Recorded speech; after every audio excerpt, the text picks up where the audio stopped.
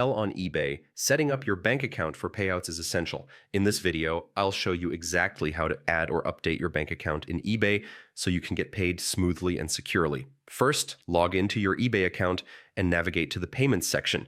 You can find this in either the Seller Hub or under My eBay. Once there, look for the option to manage your payout bank account. Click on Add to start the process. You'll have two options: log into my bank or enter manually. If you choose to log in, you'll securely connect your bank using your online banking credentials.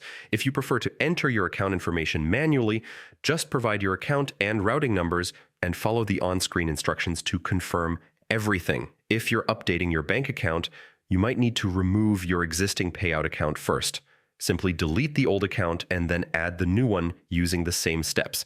eBay makes this process quick and straightforward, so your payments can continue without interruption. And that's it. Once your bank account is added, you're all set to receive payments directly to your account. Updating your payment methods on eBay is fast, secure, and ensures you never miss a payout. If you found this guide helpful, make sure to try it out today and streamline your eBay selling experience.